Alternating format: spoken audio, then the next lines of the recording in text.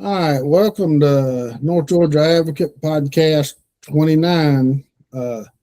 Sorry it's been a while since we been on, but we both of us have had personal stuff going on, and it's during the summer. It's just hard to get everything together and lined up. So we're back today with we got a lot of stuff to go over.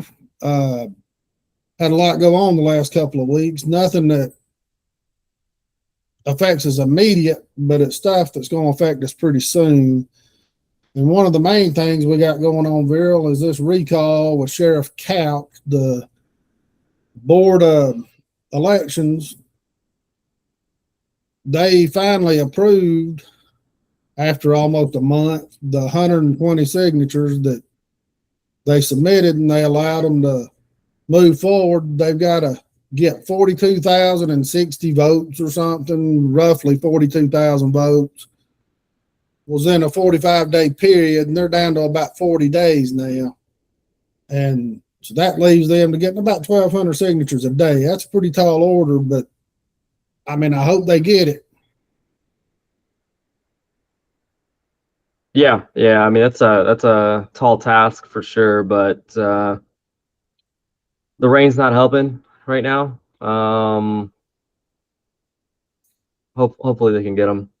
Yeah, and right now they're trying to find places where they can set up, and it's very strict at where they can do it. They can't be within so many feet of any place that sells alcohol, whether it be a restaurant, whether it be a convenience store, whether it be a liquor store.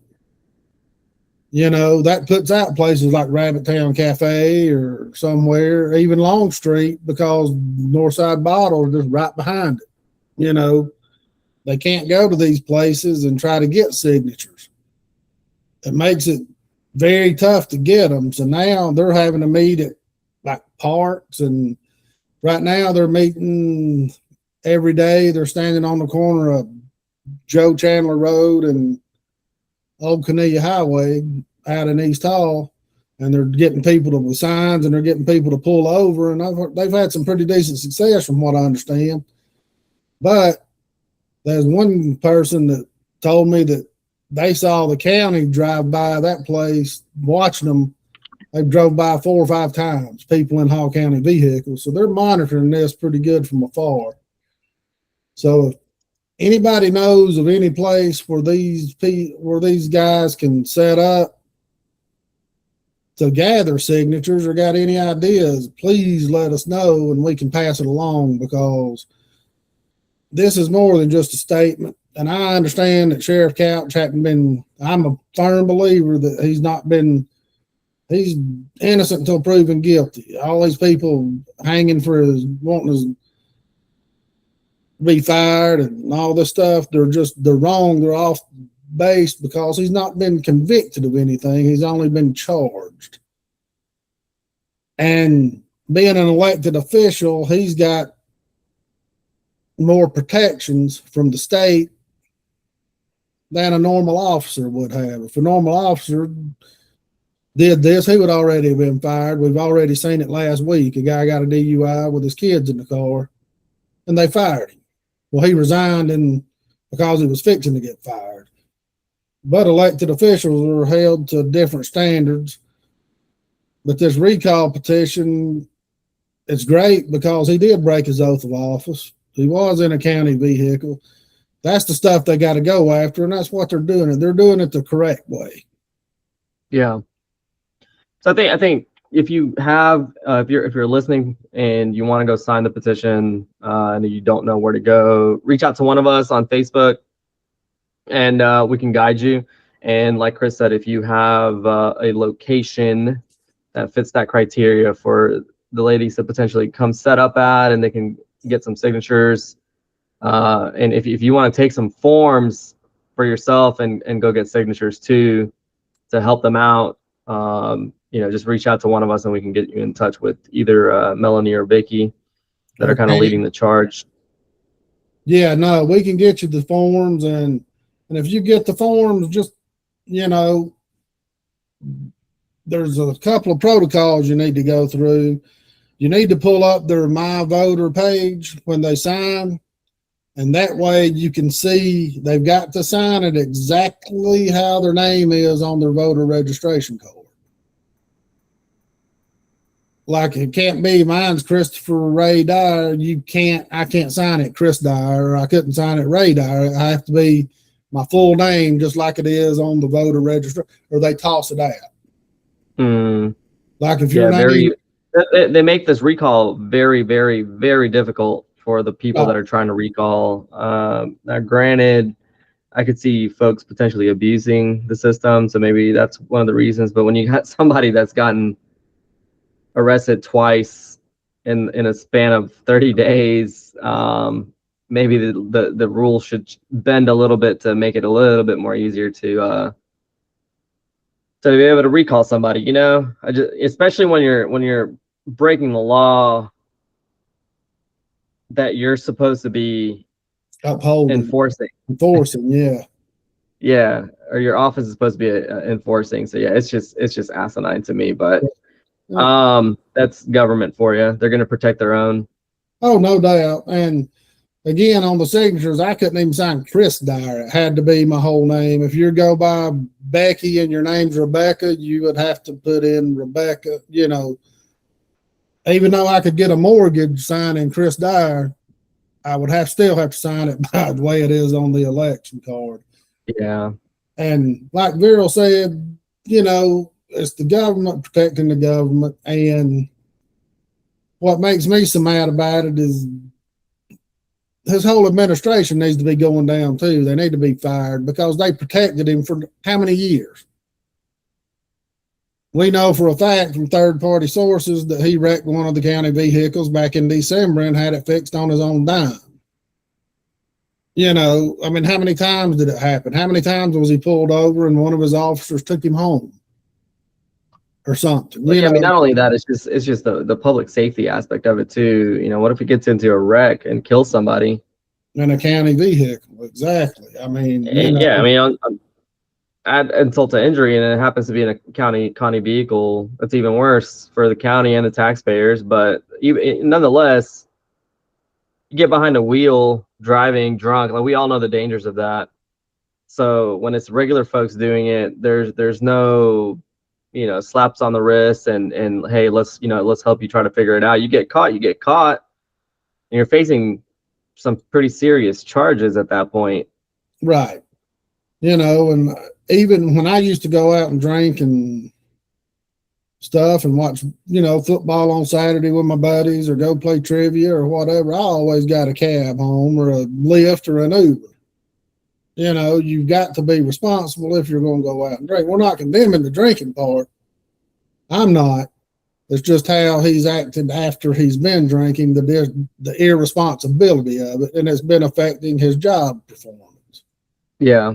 You know, and I mean, there's a lot of things he doesn't even show up to just because he's more than likely too drunk to show up to. Or hungover. Or a lot of ceremonies. Yeah. Like it's just, you know, that's. Yeah, no doubt. And I thought it was laughable when that one deputy just got fired or he resigned because he got caught DUI. And I don't even know if he was really that drunk. And I'm not taking up for him. He had 10 beers over the course of like 8 hours over a day. And he accidentally sideswiped somebody, made a turn going into a parking lot, and he ran. They got him for running because he told the guy to meet him at a Dairy Queen, and they pulled him over between the wreck and Dairy Queen. And anyway, long story short, they wanted to get him to go meet with Couch on his testimony and his experience on getting sober.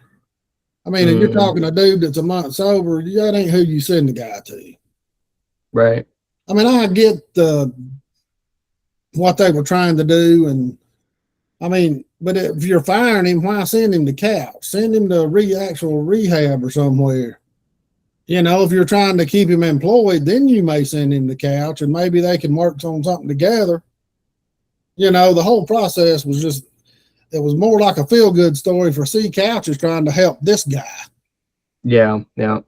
It was all to help Couch. It wasn't to help this deputy that just lost his job and his pension and probably his retirement. You know what I'm saying? Right. It was just all semantics, and that's how they operate. Yeah, I mean it's unfortunate, but like government protecting government. So yeah, and also a judge did rule on the Couch issue to where some of the evidence that they recovered from the car and stuff, it's not going to be allowed in court. But the DUI arrest and things like that are going to be allowed because Couch did agree to it. If he would have not agreed to it and then went ahead with it anyway and told him he was going to be locked up and all that, that would have got tossed too. And it goes back to the frame of mind, and I'm surprised more people hadn't done it. I was reading an article, this has been several years ago. A guy got a DUI thrown out because he fought on the basis that the questions they were asking him and the stuff that he agreed to while he was drunk, he was not in the right frame of mind to make those decisions. I mean, that makes sense though. You know, yeah, no, it does make sense. I mean, how do you make an educated decision if I'm not saying don't lock him up, give him a DUI or whatever, but there's certain things that he's just not able to answer at that point, you know, and can't make those decisions. And I'm surprised nobody's tried that angle with more people, you know, because, right. You know, some people's just dog, like Couch had to be dog drunk. I mean, you know, but this is a long way from being over. And if this recall doesn't work, this thing could last for another year and a half. Yeah. Well, I mean, by then, what we're already looking at the next election in 2028. Yeah. So, you know, they're not even going to court to preliminary hearings till November, I don't think. And then the final. I think the recall effort's going to really show how well organized Hall County is on a private citizen basis. If they can even muster something like that up, and get enough signatures to even get this thing to the courts and whatnot. So, but either way, you know, 2028 is right around the corner at this point. And I see where the county's going to go with this, and that's why they're being quiet on this recall. If Melanie and them only get, say, 10,000 signatures, they're going to say, well, see, the public don't want him fired. It's only a few people screaming, you know. But if they get 35,000 signatures, then they're going to spin it another way, saying, see, they could only get that many signatures, blah, blah, blah. I mean, they can't lose in this. Well, that's why it's a tall order. That's why we said it was a tall order. Yeah, no doubt. And I think that them getting, I don't care if they only get 10,000 signatures or if they get 50,000. How many people do you see recalled? I mean, you know, that speaks volumes. I mean, there's not a lot of people that go out of their way to try to recall somebody that's countywide, you know. Right. And they make it hard for a reason, because if they didn't, everybody would be recalled anytime they pissed you off or something. Right. And well, I mean, even the grounds for a recall are hard to even get to that point. So. Oh yeah. Excuse me. It's and then on the election and on the recall part of it, we got, you know, we got other people posting out there, like Hall County Sheriff's deputies and employees and ex-employees, telling you why it's so important that these things are upheld. I mean, you know, you've got to have respect and you've got to have integrity with your police officers. You know, that's why the police are thought of so bad around the country in a lot of places, and even locally. Hall County's been a disaster since Bob Bass has left office. That's been 25 years ago. It's been political. They run everybody off. Sheriff Cronick was terrible. Then you got Count come in, and all the political and corruption kept on, and we got to get back to basics here, and get a police department that's going to actually protect and serve and not do what SCOTUS, the Supreme Court, claims they got to do is enforce the law. Right. And when you do that, you lose the trust of the public because you're just out trying to write tickets and generate revenue. And, and it's telling that no police departments around the Gainesville PD or Hall County tell you how much revenue is generated by writing tickets. Are they out helping the people, or are they generating revenue? And then you look at the police that protect people like Couch and the corrupt officers. Are they just as bad as the corrupt people because they don't report it? They know what's going on. Why don't they do something about it? You're walking a fine line here, and we need to. Yeah, I mean, I think silence is being complacent too. So, like, if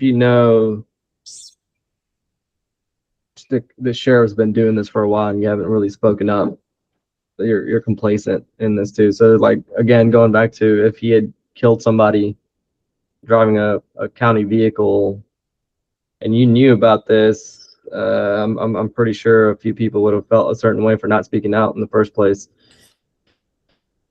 Yeah, no, it should have been handled a long time ago, and it should have been handled internally. And if he didn't get help, then they should have reported it to the State Sheriff's Association or whoever they got to report to. Right, yeah. I mean, somebody, shoot. Yeah, there's somebody. But, that's the thing, man. The Sheriff Association, too, would have just, said, hey, you got a deputy over here, you got so-and-so over here trying to snitch on you, so you want to take care of this, or do you want us to take care of it? Right. And they're gonna go after the whistleblower before they go after the sheriff, because they're gonna protect the sheriff. Exactly. No doubt. I mean, if you see it all the way up to the federal government. I mean, when they went after Snowden and Chelsea Manning and other whistleblowers, Obama started this crap going after whistleblowers, and it's just gotten worse ever since. Yeah. What's the goods of the whistleblower laws when they never even get a chance to get to them because you're punishing them before anything happens. Yeah.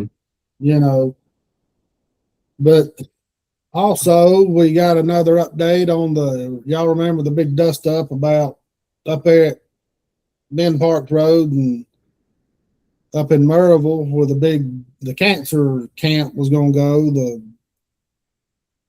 I can't remember the name of it right now. Was that Thumbs Up? Thumbs Up, yes, Thumbs Up. They backed out of the deal because some citizens filed a lawsuit and told them they didn't have the proper land use study and all that stuff done. So they backed out of the deal. So another couple come in and bought the property, and they rezoned it, and they got the rezoning kicked out, and it's back to residential again, residential agriculture. So it's going to be safe for a while, hopefully.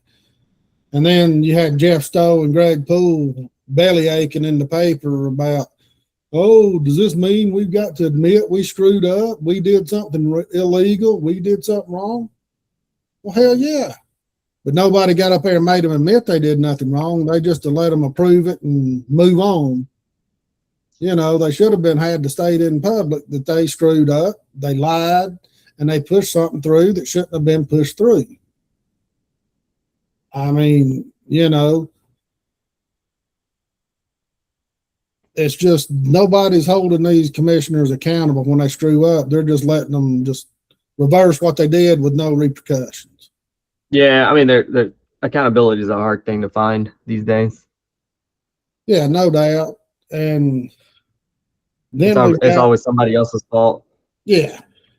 And then when I have to ask the county attorney, what's going on,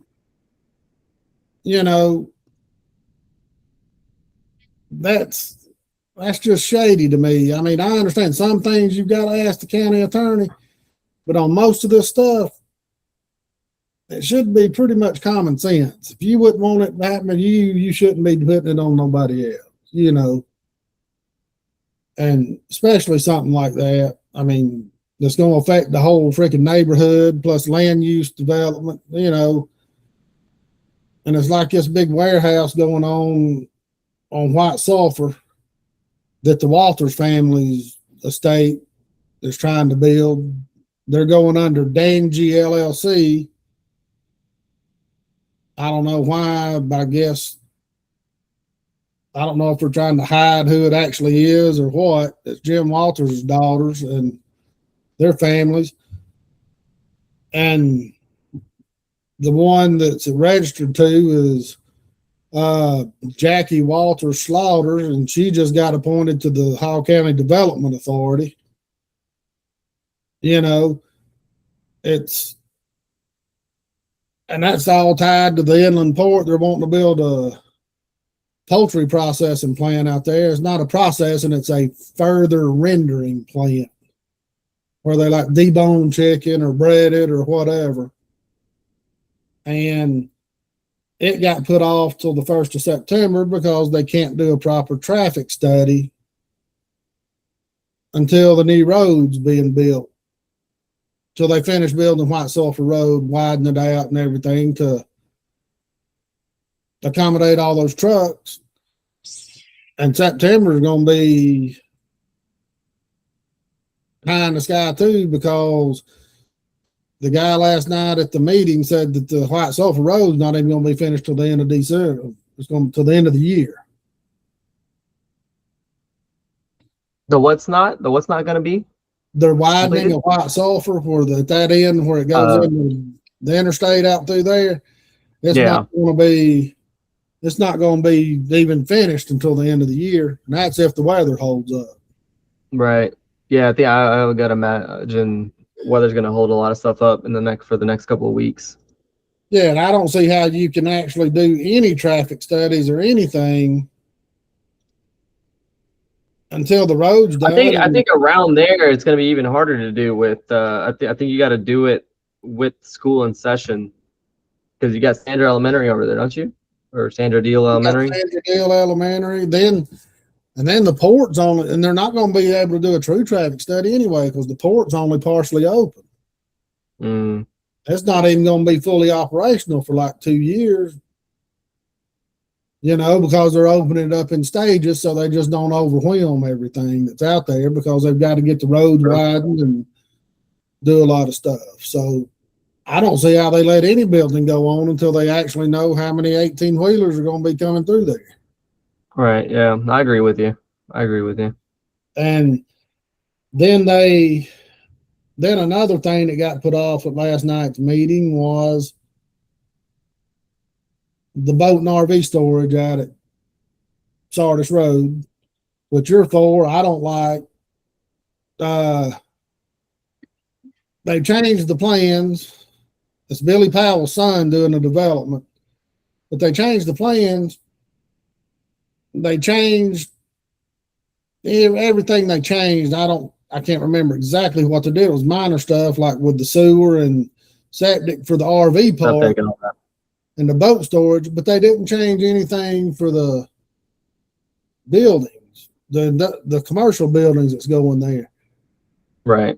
And that, to me, you know, I just from experience, my little bit of experience from in the development world, you know, if it's a good property, it checks all the boxes. Like, you know, unless folks are willing to step up and pay up the same amount, if not more, to conserve that land and never have it developed, I don't think you should have too much of a say, as long as, because like a boat RV storage facility is nothing, you know, you're not talking about a crazy amount of traffic coming in and out of there. And then not only that, but you're going into a 4-lane road too. So it's not like you're going onto a 2-lane road or anything like that. That causes issues. I understand the commercial aspect of it though. So I do think that's a little bit of a concern with the septics, or the proposal of where the septic field lines and all that stuff are potentially going to get put, that runs on the backside directly into the lake essentially. Right. I think that's an environmental concern for sure. I agree on that end. Now, I think you could do commercial. I think they can approve some kind of a commercial usage for those parcels. Granted that it's businesses that aren't going to have a massive amount of customer foot traffic. Now, Right. if you got something like, like a showroom or office space or a lawyer's office or legal offices or any kind of professional offices and stuff like that for that use, I think that's okay, because you're not going to have that much of a usage with the bathrooms but now you get some kind of a retail. You're talking about a convenience store or a small Hispanic grocery store or a small Dollar General or something like that. Now you really got to think about it.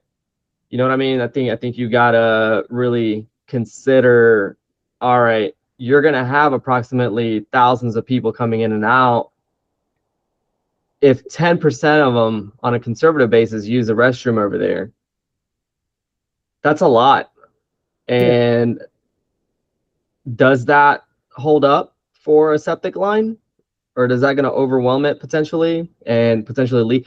I mean, I think any kind of septic on the backside, even with the legal offices or professional offices, you're gonna that sewage water's gonna leach into the lake one way or another, and you already have that throughout the entire Hall County, Forsyth County, Dawson County, all over these places. That's already happening. It's just we're more aware of it now with it being for it being a commercial usage so close to the lake. So yeah, I understand the concern behind it, but at the same time, to me, it's like, all right, what's the best possible use for this land? If I'm going to buy this land, or if somebody else is going to buy this land, what is the best possible use that doesn't affect people too much? What's the best possible use for it? And I think this is one of the better possible uses for it, where you're not going to pollute too much into the lake outside of the commercial spaces. So yeah, I think it's a good project, and there's not a lot of boat RV storage warehouses or facilities on Dawson Highway, not that size anyways, that I've seen. So there's definitely a demand for it. So yeah, that's kind of where I'm standing. I also don't like the fact, obviously, Powell's got his feet in it, so it's raises ethical concerns in that regards too. So it's like, all right, do we? This is already an issue. You've already been in office for 16 something years, and you've been doing these deals for a while now, and this is just another one after, especially in the face of all of this, you're doing this now, and granted, you're recusing yourself, but again, come on.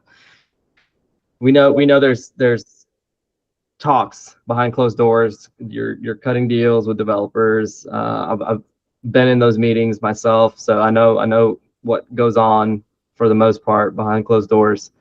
So it's not anything new.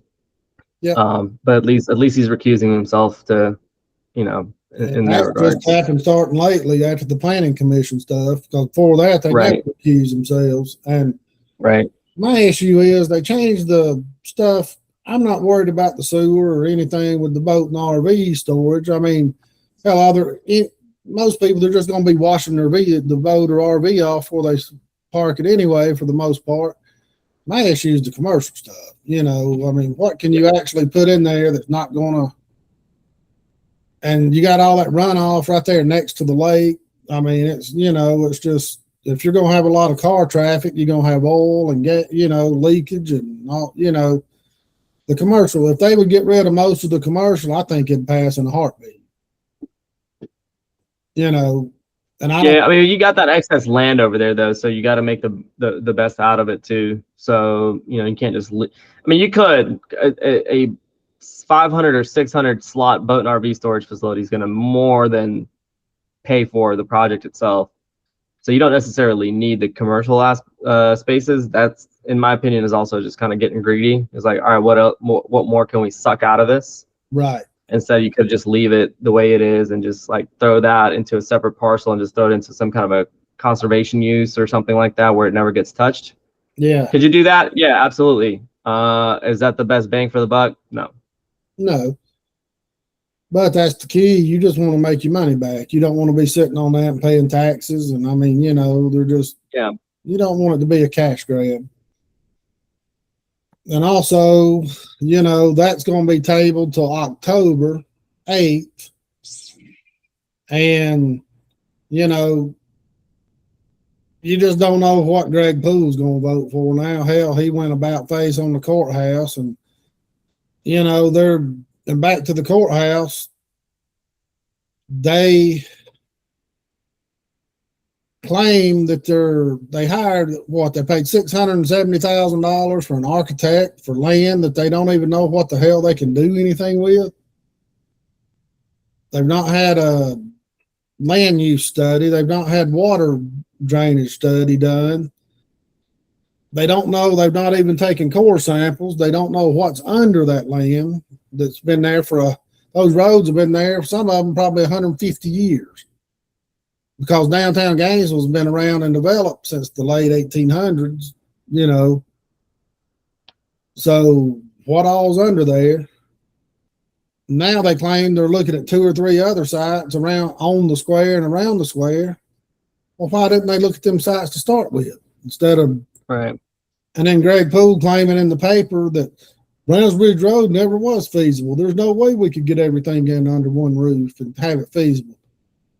Well, BS, Susan Smith, Mandy Harris, and Jody, all 3 had plans and ideas where they could move what's in the county building there to the downtown and what's in downtown all out to Browns Bridge Road and build a complete courthouse and have everything under one building.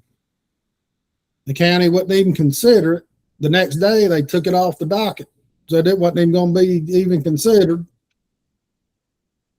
So there's too much money at play. You're not going to move this to the whatchamacallit. You're not going to move it to Browns Bridge. Too much money in downtown at play.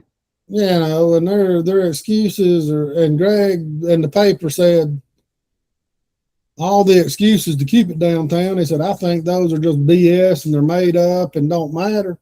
He said it just wasn't just not feasible to put it on Browns Bridge Road. How the hell is it feasible to build on land? A third of it's possibly flood zone. You don't know what's under that land. You're going to 30 or 40 I'm gonna say everything's feasible when you're not paying for it. Oh yeah. I mean, you got tax cattle that's gonna constantly pay for everything. So anything and everything is feasible when it comes to government spending. Yeah, and they can say what they want. They don't know.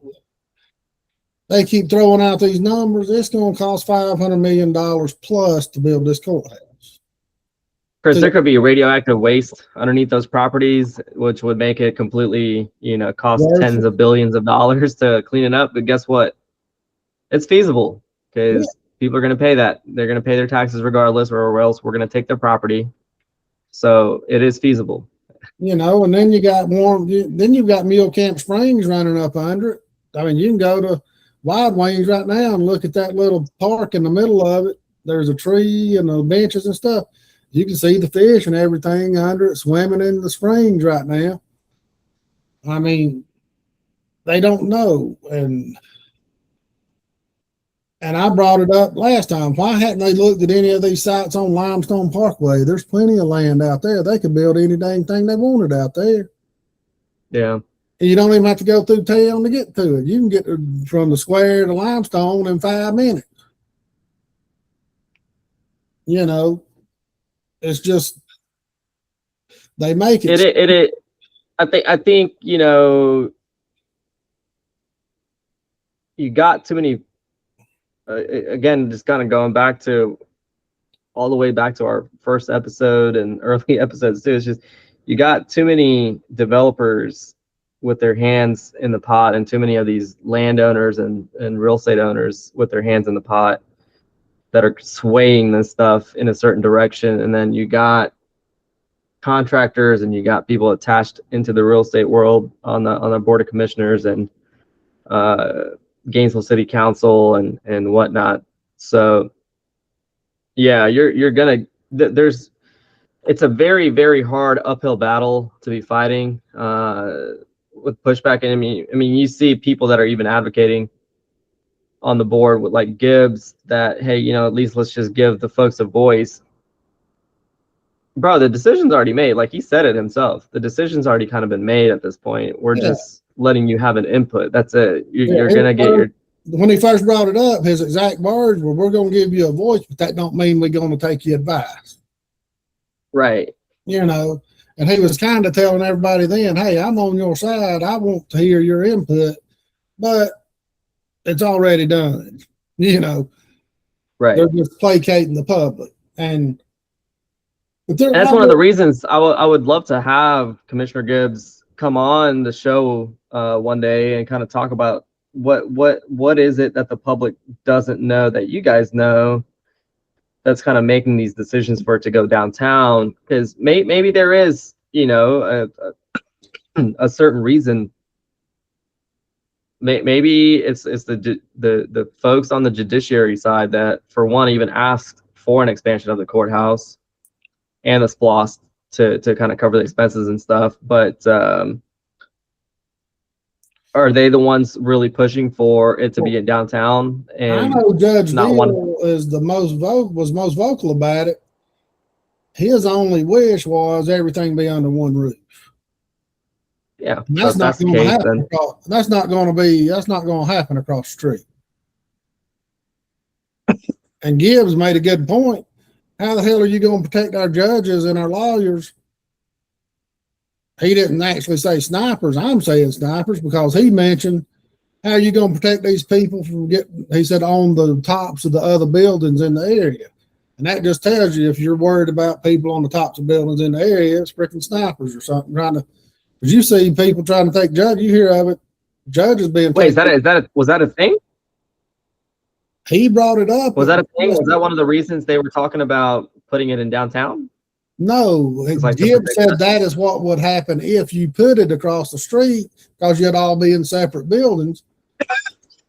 And right. Judges and lawyers would have to be walking out in the open. They can't just, for now, they go park in the parking deck. The judges, they've got their own entrance where they go in. You don't even see them. Right, right. You wouldn't have that across the street. And you've got to protect these judges and these prosecutors and the people involved, period. I mean, you know, and it's just not feasible where they want to put it. And yeah, you know, but again, they say they're talking about 2 or 3 spots downtown. Well, why don't you tell us where those spots are? You know, is it going to be where the old courthouse is, where the old city building is, you know, administrative building is? I mean, what are you looking at? You know, we just need to know. I mean, because this is going to cost a lot of money. Yeah, I mean, I don't know how much it's going to cost. That's another concern that nobody on the board really cares about, because again, they're just going to kick the can down the road and people are going to forget what happened last year or the last month and whatever. Well, but they approved the SPLOST for what, 120 something million, 150 million? It was 125 million for the courthouse and like 25 or 27 for the parking deck or something. So yeah, and so with the way construction costs are rising, I don't see that holding up in the next 2-3 years, and if you let alone 5-10 years. And I know you probably know, but the price of concrete now, whew. Yeah. I mean, yeah. It's outrageous. So yeah, exactly. And it's you're not going to stick to that budget, and they're either really, really retarded if they really believe that 120 or whatever they approved for the SPLOST is going to cover it. Retarded. Well, that's what I'm saying. It's if they believe it themselves, I think they're actually retarded and they shouldn't be on a board of commissioner, or they're lying to you. It's one of the truest fault, or I mean, one of the two arguments is true. So either way, it's not good. Yeah. But yeah, I don't, that's just another concern with the courthouse expansion too, and the SPLOST, and the whole reason we said don't, vote no against that SPLOST.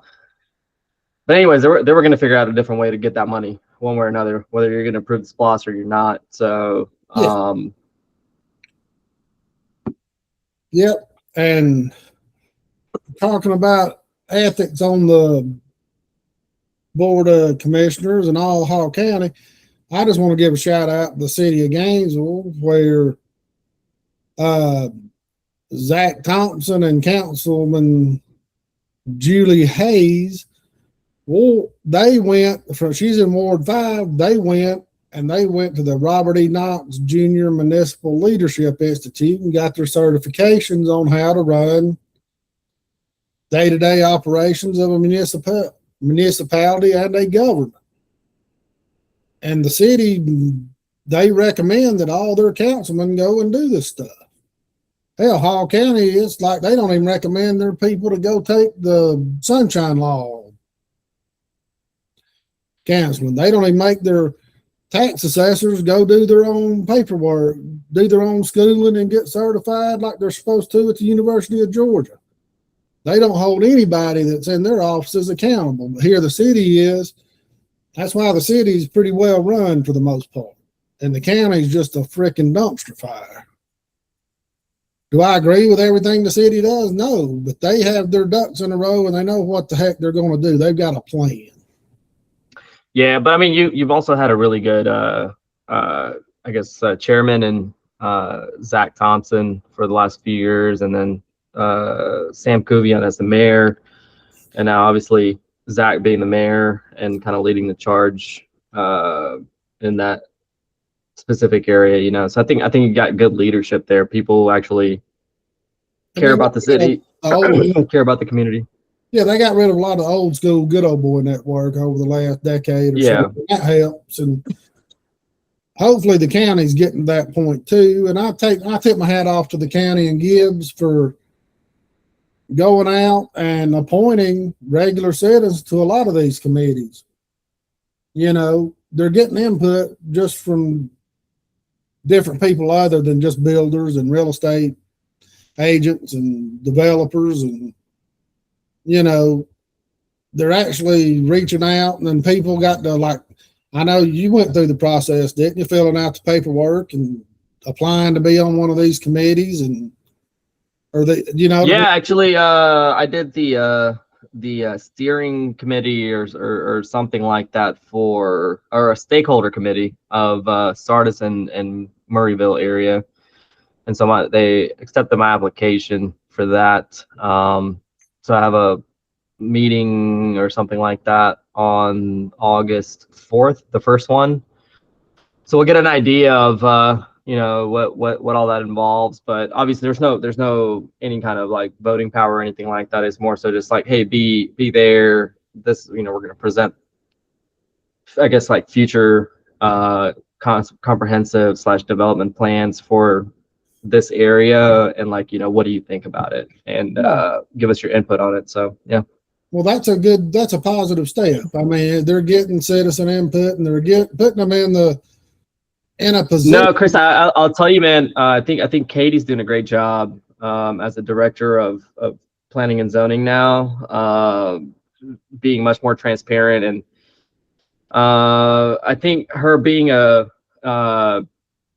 younger than previous directors, I think she understands what she's dealing with essentially, and what the county's dealing with social media now, Instagram, and more people having more information about what's going on around our local governments and stuff. And she's really being transparent about everything and just making sure folks are involved, or at least even getting the opportunity to be involved. So their outreach is much better than it was before. Yeah. And I think it goes. And they got a good group of people in that department right now too. Most of them are all, fairly young. I would say in their, early 30s, mid 30s, that are kind of running the show and wanting to have a transparent department and wanting to help people and actually going out there and requesting feedback from the community. So which I think is great. So I think she's doing a great job. And I think the last couple of meetings, the few people that spoken, like that lady, one of the girls last night, she looked to be in her early to mid 30s. But that Indian guy that has been on there the last few times, he looks like he's in his mid to late 20s. So, I mean, he looks like he's just out of school. Yeah, Wamsi. Yeah, he's a good guy. Yeah. And no, I got a good chance to talk to Wamsi at the UDC hearings and whatnot when they were revising them. So he understands the also the need for transparency and getting the public involved in all of the decision makings, or at least, again, they don't have a final vote on any of this, but just the fact that people get heard. Is everything going to go in there that you talk about? No, because a lot of it may not be feasible or even, the responsible thing to do. So, but they're giving folks a chance to give their input. Right. And I think Beth is kind of getting thrown under the bus on this. I think she probably would have done a lot of this, but she was being micromanaged by Zach at the time. Right. And the way he micromanaged and ran that office with an iron fist, we knew about it behind the scenes with a lot of the turnover, but now it's come out to the public more. And we'll get into this on down the road, but we've got all his grades I got his sheets from all the commissioners where they rated him and good or bad and all that. But if people want to hear it, we'll go get into it. But the planning commission getting busted is what's really led to the opening up of Katie being able to do what she's doing, because under Zach's leadership, the way it was, I don't think this would have still happened.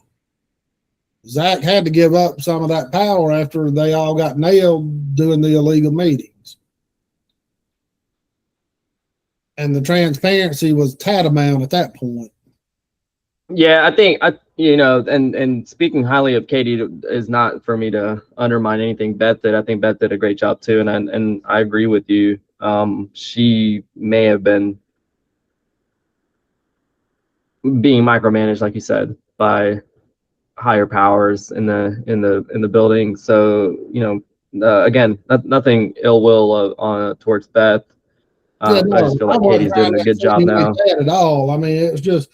But you come into a situation to where that's the way it's always been done, and then you get somebody like Zach come in that doubles down on the micromanagement. It's a tough spot to work in, it looked like. Yeah. Yeah. And with this transparency that's going on right now with Katie and how they're doing things, I'm still to the point to where why in the world do we need a planning commission? Right.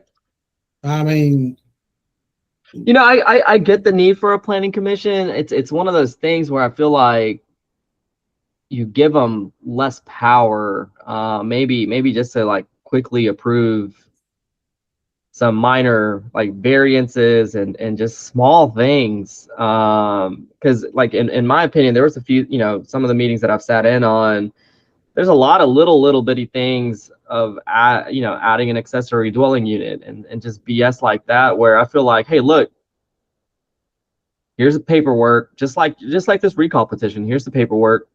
Go get your neighbors to sign it. It's got to be exactly the way it's written on there, and you got to get it notarized, and you got to get this.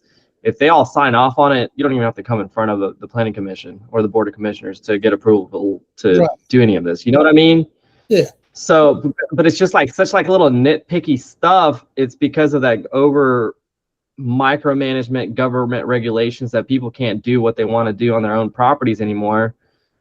I think you can take that out, but since they're not willing to take it out, I feel like it should just be, this is all the planning and zoning has to do. Is like you're a smaller board than the board of commissioners, but you're appointed by the board of commissioners. So they're giving you a little bit of delegation to make decisions on behalf of the county, to let people do small things like this. Well, it was like, All right, now you got a 25 acre project or development or something like that. All right, that needs to really be worked out with the staff and then move it straight to the Board of Commissioners for a public hearing. right. Well, it was like last night, case in point, a man had to waste his time and the commissioner's time, the staff's time to tear down a building that was dilapidated and 60 years old. He was going to tear it down and rebuild on the existing slab and structure that was already there. And Billy Powell just flat said, he goes, what is this even in front of us for? He's not doing anything. He's rebuilding an existing building. You know, just like a barn, like a shed. And, Right. and they asked Katie, and she said, oh, if he'd have done it within 1 year of his purchase, then he could have done what he wanted. But after 1 year, the county makes him come in front of the commission. And then Poole goes, X that. If it's not a state law, just get rid of it. You know, you don't have to come in front of us to rebuild something that's already existing. Right. Now, that don't mean they don't got to go get their building permits and all that stuff. That just means you don't got to get it approved by the commission. I mean, you know, just go get your freaking permits and build your building. That stuff that the planning commission could handle, like you were talking. Right. Yeah. You know, but I mean, obviously, you got to have a planning commission to do that first. But right, that's besides the point. It's obvious, we're not getting rid of the planning commission, and I don't know if we'll get one appointed till January or February, which is fine with me. I don't know if anybody want to be put on one for the next couple of months. You know. Well, if you get appointed right now, you're on there for at least 2 years, though. No. No. It's appointed every year. The planning commission. Oh, okay. Now, these other committees that they're putting them on, like the library committee and the development, you know, the impact fee committees and stuff, those are for 2 to 4 year terms. Gotcha. But not the planning commission. The planning commission and the tax assessors board and that, they're for 1 year terms. They got to be renewed each year. So that makes sense, though. That makes sense. Yeah, and you know, and so on the topic of being appointed, we got to get Corey on here to talk about his experience so far. I think he's done one sit-in for the impact fee. Yeah, they had a meeting the other night, and I talked to a couple of the guys. These people are trying to build a building out of Hall County. They're wanting to put in like $11, $12, $13 a square foot impact fees on businesses. Can you imagine a Costco coming in and wanting to build a 200,000 square foot building for they're not going to pay $2.5 million impact fees. Yeah. So like this is something that I saw being done in Forsyth County, and their justification for it is, well, they you know, these commercial developments come in and they use all of our resources and they do this and do that, and they're not paying for any of it. I'm like, what are you talking about? They literally generate sales tax revenue for you from day one when they open. Yeah, they pay. If that's not enough for, was that? And they pay property taxes as well. I mean, yeah, and then they're paying property taxes once they come in. I mean, all this is just another money grab for government. It's nothing more, and they get the sheep behind them for something like this because, oh, well, it helps us not raise your property taxes as much.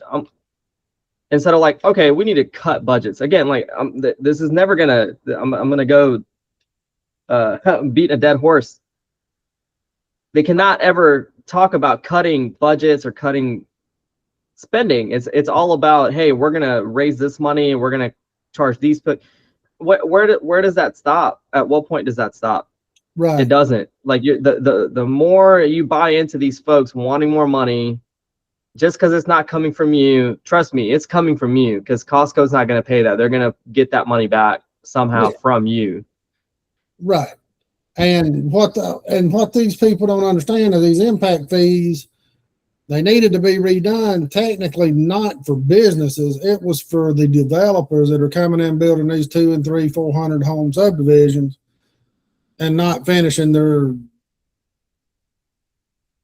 paving the roads or doing whatever they're supposed to do, and they're putting it off on taxpayers. And because you do not want to stifle business growth in your town, because we've talked about it before, you and I, plus Steve Gailey talked about it, plus Tyler talked about it. Residential does not pay the bills. It costs more for residents than, you know, they may pay their impact fees off the get-go, but the maintenance for the next 20, 30, 40 years, that falls on the taxpayer. It's not going to be on the developer. You know, you've got to have a good mix of business and residential, and you don't want to drive these places like Walmart and Costco or Sam's or Target or whoever. And you've got to find a good mix, because I think the impact fees should be depending on what type of business you have. If you're going to build a 500 square foot warehouse space, you're not going to use any resources. If you're just storing stuff in there, your impact's going to be minimal. Yeah, no, I don't think you should have impact fees, period. I think that's it's deters people away. But again, I say it deters people away, but when you have, businesses aren't dumb, developers aren't dumb. When they go in to build something like this, they're going to make sure they can pass that cost on to the consumer. Yeah. So one way or another, like, the consumer is going to end up paying for it. So again, it goes back to cut spending and figure out where you can cut spending and throw that money and divert it into infrastructure that you're complaining about takes up from the impact of these developments coming in. Well, and all these people screaming affordable housing, high impact fees is going to eliminate even more of that. Chris, here's another thing that folks aren't gonna realize, and of course the politicians aren't gonna talk about it. As soon as you implement impact fees and you start charging, let's just say, an extra 5,000, extra 10,000, extra 15,000 per house, or an extra 100,000 per Walmart, or extra 250,000 for a warehouse. As soon as that is implemented and is part of the code or the law or whatever it has to be, every existing piece of property goes up in value overnight. Yeah. Overnight, it goes up in value. A lot of people don't realize that, because what ends up happening is now it's going to cost me an extra $15,000 to build that house. Again, the end buyer is going to pay for that. They're going to pass those costs on. Those home builders aren't going to eat those costs. No. They're just going to pass that on to you. And you're paying an extra $15,000 in taxes that you don't even know you're paying. Yeah. It's hidden in the cost of the house. It's hidden in the cost of the house, and people don't realize it. That's why all these renters are bitching about rent prices, wanting property owners to pay more. Your rent's going up. They're not paying those extra fees. You are. Yeah. I mean, and that's the thing, man. People, math isn't the strong suit of majority of the population, and it's sad, because it's really what's affecting you. Because if you and that's what really irritates me, is like folks can't figure this out, and it's so blatantly in their face, is when you can't take your family out to dinner because you don't have enough money and you have to save. Guess what? You're cutting. You're not going out to dinner. You're not splurging on that dinner. And that's just one example of it. Exactly. The county, you should hold the county to the same exact budget, expectations. If you can't afford it with the money you already have, you need to start cutting. You can't just keep raising. We can't just go out there and expect, all right, our wages are going to go up 10% this year, or 1% this year, or 3% this year. You can't just expect it. That's not going to happen. So Yeah, exactly. It's not going to happen. So why are we not holding the government, especially our local government, to the same expectations? Yeah. And well, as case in point, the school board just basically told every citizen in Hall County to F off last week. They passed the 2026, 2027 school year budget with $11 million deficit. Didn't even try to cut spending. Yeah. Well, I mean, that's where people have to show up.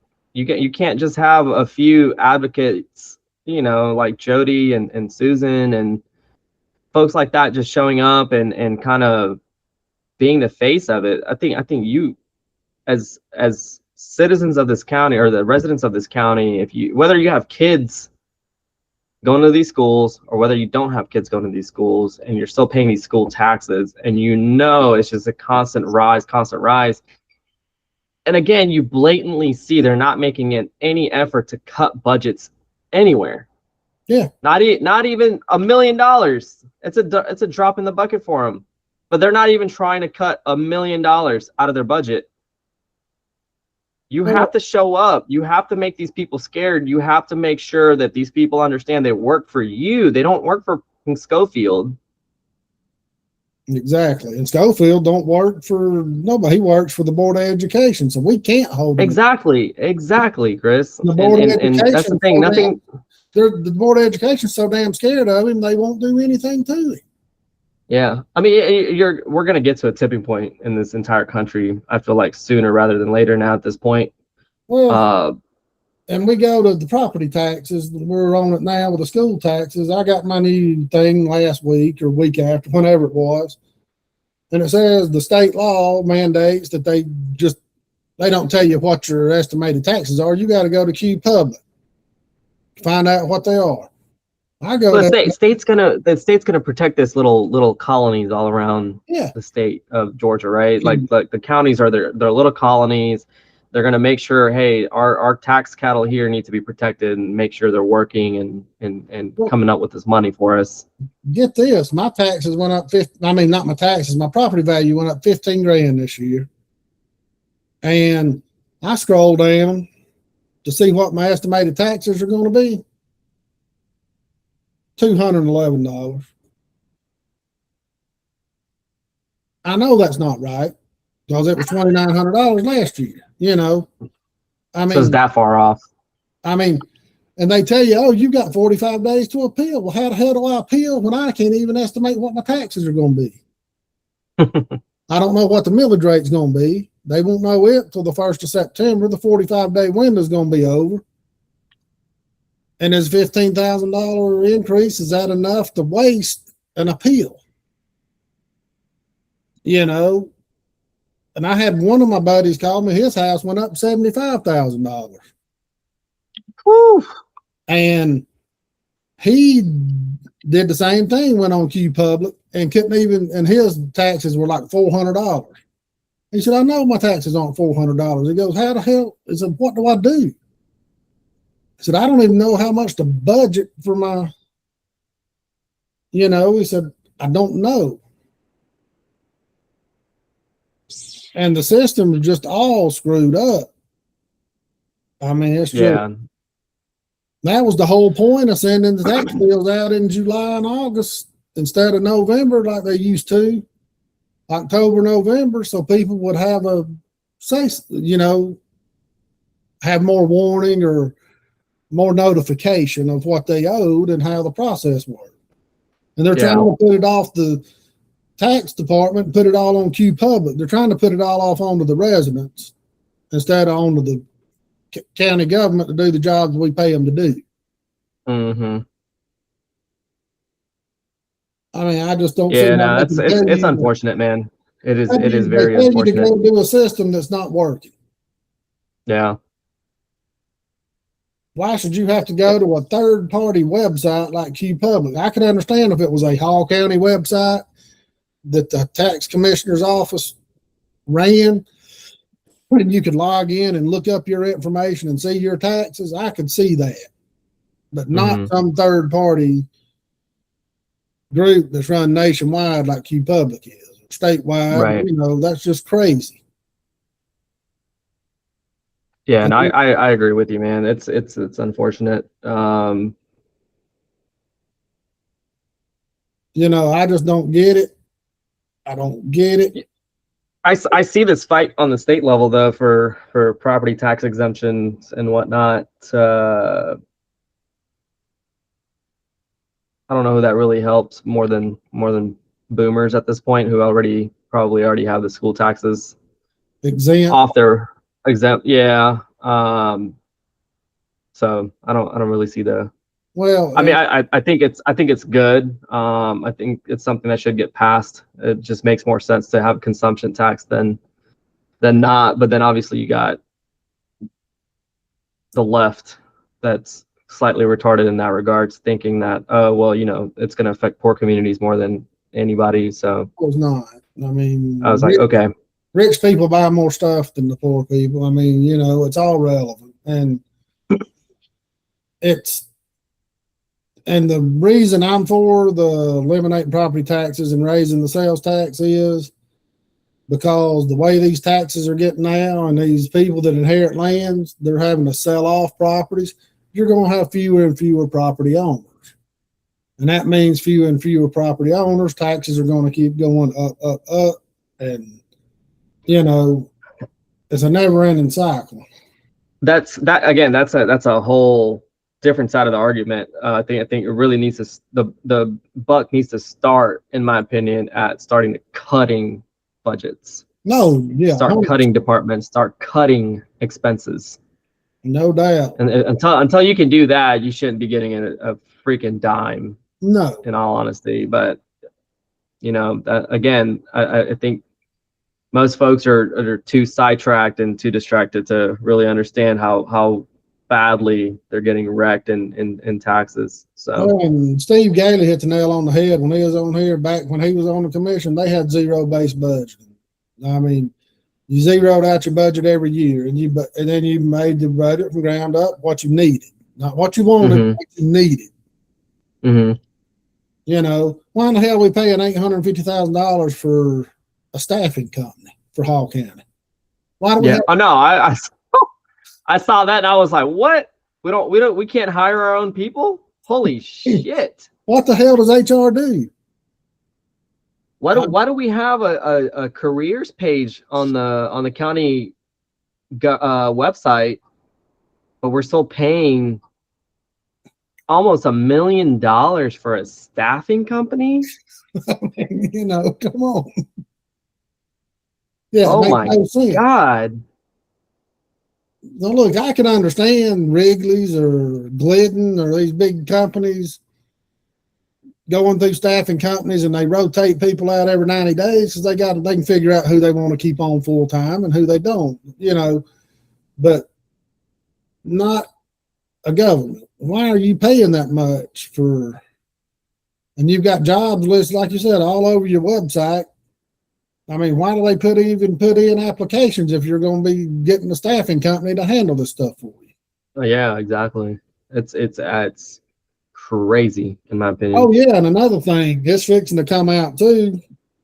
I haven't posted it anywhere, but looks like the county is going to be renting 6,000 square feet at the Weaver building for some reason. Weaver Law Firm, $1.4 million to rent space from Mike Weaver's building. Must be nice. For what? Hadn't been. I heard Gibbs said he wasn't going to sign it, so that means Kathy Cooper, who's his number two, de facto number two, will be the one signing it. Like she signed everything else that Gibbs has refused to sign because he don't agree with it. You know, it's just a waste of money. I mean, what in the world? We've got all that empty space over there, and old courthouses and different things that they don't use. Move the stuff in there. You got the old elections building. Use it. You got the whole building you just bought. Yeah, that's what I'm saying. Right there, the IKEA or whatever it is. Yeah, the old furniture building. Move them in there. You got the whole basement. Yeah, in the building you're in. Yeah. Okay. But they can't use one floor of it because they're paying like $500,000 to replace the fluorescent lights or whatever it is. Man, to replace the lighting. I got to start bidding some of these government contracts. This is why there's like a whole thing of, hey, get those government contracts. Oh no, yeah, they pay really well. Well, I can tell you this: when I had my construction and roofing company, we bid the work on the federal building, federal courthouse in town. We were making money hand over fist, and we were way lower than any other contractor that bid on the job because, see, we didn't bid things like we were taking advantage of the taxpayers. We had bid it just because that's what we want to make. All the other people we bid against, they're used to ripping people off. That's why it costs $15,000 to build a set of wooden stairs at a park instead of when you can do it for like $1,500. You know, they know they worked enough for the government where they know the system to where they can maximize their money and take advantage of the taxpayer. Yeah. And it's just it's just a racket. Yeah, it's people don't. Yeah, that's exactly what it is. It's a racket. I think a lot of people just figured out how to use the government and the tax. I mean, shit. Can't beat them, join them. Why not? Exactly. Take advantage of the situation. Yep. And the last thing before we get off here, I know you got to get going and get to work soon. Gina Pilcher, she got her signatures. And supposedly she got enough to turn in. She had to get 1,620. And I think in the paper she said she got a little over 1,700 signatures. Now, I don't know if that's enough to get her qualified with the ones they're going to throw out because they don't meet the signatures on the card, or they may not live in the district, or they may not even been registered in the last election. It don't matter if they're registered in this election. They had to be registered in the last election. No, for her it does. They can be registered for this election, but for the sheriff couch, they had to be registered in the last election. A minimum. The people is registered in 2024. So you can't sign somebody up today and then get them to sign the petition. Right. Yeah, because he's not in the system yet, because they're not in the system. And I don't know whether she'll qualify or not, but we do know one thing. She may not have chosen to be the Swamp's candidate on purpose, but the money she's taken from Stan Hunt and Richard Higgins and every dime she's got so far is from the Swamp. Stan Hunt's give her like $5,000, $6,000, and he's suing the freaking county, And Richard Higgins gave her like $1,500. I mean, and the Swamp thinks she's the best chance to beat Tyler. Well, it's their final boss for Tyler, I guess you could call it that, but we'll see. Let's just get at least past the signatures being verified. As long as it took them to verify Couch's 120 signatures, it may be September before we know whether she's qualified. Yeah, I mean, it's if the rules, if people actually get the signatures that they want, it's a lot of work because they got to go back and check and verify each single one, and God forbid they miss one or two, and that's like the threshold or whatever, and it ends up being in court. That's a whole ordeal on its own too. So, and I'm not trying to disparage anybody verifying those signatures. I wouldn't want to be doing it. It's just time consuming. The state or so says they got so many days to verify it, or they got to ask for an extension. Imagine verifying 45,000 signatures for Couch. And you got to do it in like 10 days. I mean, hell, that's impossible. Yeah. Then you got to write those people and tell them, hey, is there a reason why you signed this way or whatever?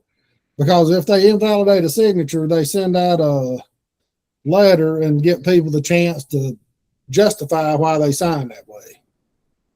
And prove that it was actually them. If they can prove it was actually them, then they allow the signatures. But that's time consuming as well. And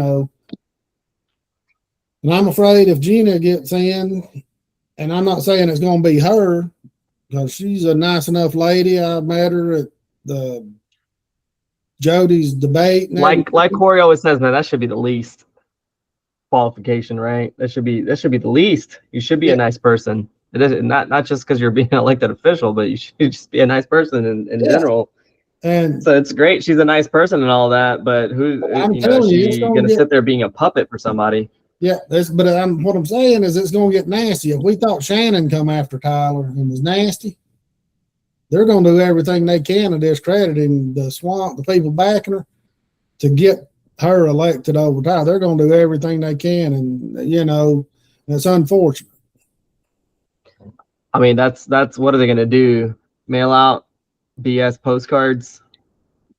I wouldn't put it past run them. Social media campaigns and whatnot. I mean, you see how far they got them, and that's the thing. It's hard for stuff like that to work when you got a candidate like Tyler that's actually out there meeting the voters and actually getting to know them getting to know him. It's such a hard thing to do. Could they do it? Yeah, absolutely. I think they probably could. But when you have somebody like Tyler, that's, again, like I said, meeting people, he's conversing with them, he actually shows up to these meetings and they see that, and he gives the community updates and all of that. It's really tough. And we don't know whether Gina just asked people to sign the paper or she asked them to sign the paper and vote for her. Right. I'd have signed the paper if she had asked me, because I don't believe you should have to get signatures to be on the ballot. I think if you want to run, and you should be able to run. Yeah. I mean, you're going to pay a qualifying fee anyways, right? Yeah. To be on the ballot. So then why am I having to do all this extra work just because I don't want to run as one of the parties? Because the two parties want to make it. Yeah. They set the No, I understand. Yeah. The two parties don't want third parties coming in. That's exactly why. Yeah. And like the Libertarian Party of Georgia, they're not going to be on the state ballots this year because they fell short of their signature requirements. I mean, hell, they had to get like 240,000 signatures across the state to be on the ballots. I mean, that's just stupidity. They've been on every ballot for the last 20 years. Yeah, the Libertarian Party, though, the Fox News and the Newsmax of the world has this state pretty good stranglehold of red good, everything else bad. Libertarians are libtards and all of this, and yeah. You see the two stalkers come after me all the time trying to destroy the Libertarian Party. Yeah. I'm on the Qatari payroll. Yeah. I mean, I started believing it. So I'm questioning you for it too. Where's the money at, bro? I know. Hell, if I'm getting all that money, we should be in Vegas or something. Yeah, we should be in Vegas recording. You should be in a studio recording at least. You got that right. So, anything else you want to add in? I do. Not really. Just to reiterate, if anybody listening, watching the show wants to sign the petition or even help out with the petition for the recall on the sheriff, just reach out to one of us. We'll help you get in touch with the ladies that are running the stove they're running the show right now on this. So, and I do want to give a shout out to Tyler too on top of that, because Tyler has raised so much cane the last 2 or 3 years. The county announced that they're giving more public access to documents through the software. I saw that. Yeah, a new system to easily access a good bit of documents, not tax documents, just county documents. Yeah, it's just automatically, easily accessible. And that's not having to pay the open records fees and BS when you can just find something on your own like that. Yeah, and it's only 7,000 documents, which is a drop in the bucket, but but they got to start somewhere so the system's not overwhelmed. They got to be sure that it's working properly, and I think it'll keep expanding, hopefully, if we keep the right people, because I'm a firm believer that you shouldn't have to pay for any public records, no open record request or anything. Yeah, I agree with you to an extent, because you get people like, I'm not going to mention any names, but if it was free, Oh no, the amount of requests would just be, yeah, you have to charge a fee for it, because that deters people from making ridiculous requests. Now the fee that when I say fee, I mean right now you have to pay an hourly wage plus 10 cents a copy or whatever. I'm all for the 10 cents a copy and what it costs to reproduce the documents, but I'm not for paying the fees, because what happens is like the Board of Education does. They've got 50 people making $20, $25 an hour in that office. But the way the law is written, it says the lowest qualified employee to look up the fee. So they give it to people that are on salary, and you end up paying $85 to $100 an hour for them to locate the documents. Sure, yeah. And that's I mean, they're gonna the spirit of the law. Yeah. They're gonna abuse the system any way it's written. Yeah, no. And I mean, I don't have a problem paying for 10 cents a copy, but I'm a firm believer that if I want to take a thumb drive up there, they can put it on a thumb drive or a SD card for me, and me just pay like a $50 flat fee or $25 flat fee or something. Right. Instead of paying, like we got probably 50 to 100 documents a few weeks ago on something from the Board of Education, $250. I mean, come on. Right. And it's just, and how do we know they actually worked on it the whole time that they claim? It's just, there's just too much. It shouldn't cost. And one lady put in it was out of state, but she put in a request. I don't know if you've seen it. I shared the post. Request for information on flight cameras in her area. The county tried to charge her $1,600. And they've got that information readily available on flight cameras. Yeah, you just go to dflock.org. You can pull it up right there. But no, she wanted it straight from the county to see what they'd do, and they charged her $1,600. She's suing that county and government because of it. But that's a good thing that the county has opened up the records and they're more transparent, Yeah. Because now, even used to, you could look up what court cases are in Hall County and get the documents right there. You could go up there and print them. Hell, now you got to go to peachcourt.gov.com or whatever it is and pay money to print off all that stuff. It's just, they're nickel and diming these people to the public to death because they don't want to be investigated. So, all right. Well, we appreciate y'all watching and listening, and we will try to be back next Monday or Wednesday. We're still trying to work on getting a few guests, which we've got several saying they're coming on, but school's fixing to start back, people finishing up vacations, and they're doing everything for their summers. And then in the next few weeks, school starts in Gainesville and Hall County, August 7th, I believe. I think the city starts August 4th and the county starts August 7th. People will start getting back in their normal routines and we'll start having regular guests again. So we will see y'all next episode. Appreciate it.